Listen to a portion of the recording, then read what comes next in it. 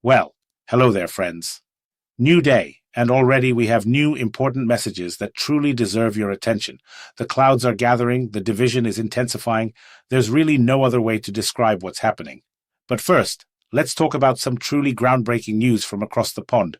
I used to work inside a big and well-known media outlet, saw how stories were twisted to fit a narrative, and I walked away. Now I'm independent, I speak freely, and I tell you what really matters. If you find value in these insights, please hit that like button, subscribe to the channel, and maybe even consider becoming a sponsor. Your support helps keep this platform going, allowing us to dig deeper and bring you the unfiltered truth every single day. Now, over in Britain, something truly historic has just occurred.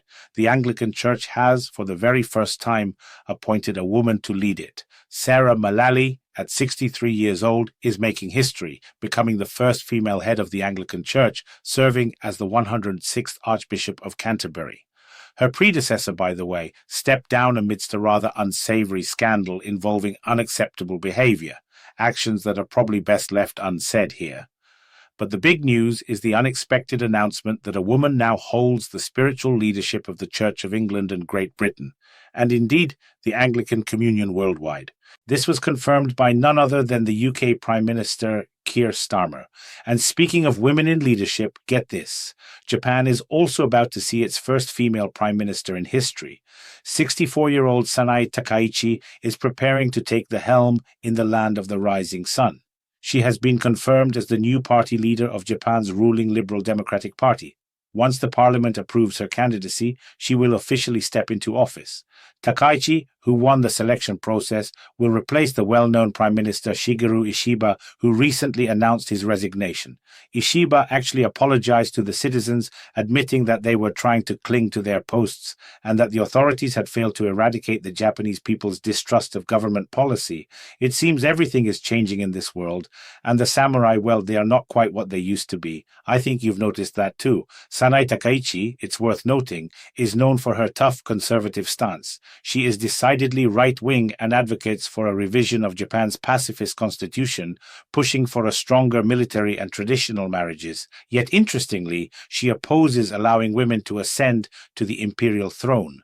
Economically, she champions tax cuts, subsidies for regions, and support for the energy sector, and she also aims to develop semiconductor production. It's entirely possible that under her leadership, Japan's relationship with the United States could shift. Perhaps the days of automatic deference might be changing. Meanwhile, back in Europe, the storm clouds are indeed gathering. Two of the largest groups in the European Parliament are openly planning to torpedo the next 7-year budget. This is a direct, serious challenge to European Commission President Ursula von der Leyen's massive €1.8 trillion spending plan. What's particularly concerning for von der Leyen is that opposition has emerged even within her own European People's Party, with members actively pushing to reject her proposed budget and clearly aligned against her. This is what truly has her worried. Experts explain that since the start of Ursula von der Leyen's second term, the European Commission has faced continuous criticism for its lack of transparency, for providing confusing, contradictory, or even misleading information. And right now, the number of people dissatisfied with the president and her team is rapidly growing. Furthermore, during a plenary session from October 6th to 9th, the European Parliament will debate and then vote on 2 motions of no confidence in European Commission President Ursula von der Leyen.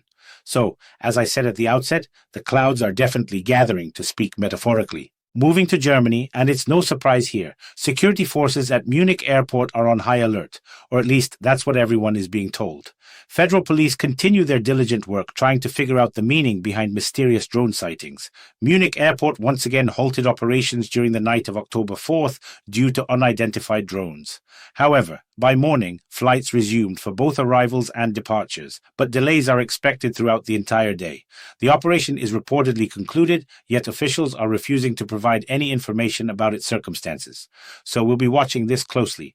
It's important to remember that Munich airport is the second largest in Germany. Just recently, on October 2nd, its operations were also disrupted by unidentified drones. In short, everything is unfolding just as we previously anticipated. The escalation in this area will only intensify and then intensify again. Also in Germany, the media is buzzing about Angela Merkel's critique of the celebration for the 35th anniversary of German unity, specifically referencing the list of speakers. After German Chancellor Friedrich Merz, it was, as everyone knows, French President Emmanuel Macron who took the floor. But prior to this, the former Chancellor stated she would have preferred to see someone else in that role. No matter how much she respects President Emmanuel Macron, perhaps it would have been more appropriate to invite a guest from Eastern Europe or East Germany. That's how openly Angela Merkel expressed herself. So it seems we respect Macron, but someone else would have been a better speaker. Now, experts in the media are explaining and not ruling out that she might have been referring to Hungarian Prime Minister Viktor Orban. Just a few days ago, Angela Merkel visited Budapest as a guest of Viktor Orban, who hosted a grand and lavish reception for her, celebrating the release of the Hungarian edition of her memoirs. Angela Merkel reportedly thoroughly enjoyed the reception, and Orban captioned a photo from the meeting on his social media page with the words, "Once a chancellor, always a chancellor, welcome to Hungary, Angela Merkel." The persecution of the right-wing party also continues. For the second time in a few days, the office of the Alternative for Germany party in Munich's Perlach district has been targeted by arson. According to the police, it's unclear whether this latest fire is connected to another one that occurred earlier this week. State security services are investigating both incidents. Before we move on, I want to gently remind you to like this video, subscribe if you haven't already, and leave a comment below with your thoughts on these unfolding events. Your engagement helps this independent analysis reach a wider audience. Also being widely discussed today are the parliamentary elections in the Czech Republic, the outcome of which could completely alter the country's political direction. According to public opinion polls, the movement led by former Czech Prime Minister Andrej Babiš is currently ahead of the pro-Western coalition of the current head of government, Petr Fiala, by a significant 10 percentage points. If Babiš wins, the Czech Republic could potentially join countries like Hungary and Slovakia in a more eastward-leaning alignment. And, for example, to accuse TikTok of interference and annul the result, as happened previously in Romania. It seems that kind of maneuver likely won't fly in the Czech Republic this time, or perhaps they'll come up with something else, so we're keeping a close eye on this. The intrigue here is enormous. Now let's pivot to the United States of America. The Treasury Department is reportedly considering issuing a new $1 coin featuring the image of Donald Trump. This would coincide with the 250th anniversary of America's founding, as further explained. Despite what they call the forced government shutdown by radical leftists, the facts, they say, are clear. Under the historic leadership of President Donald Trump, the American nation is entering its 250th anniversary strong, more prosperous, and in a better state than ever before.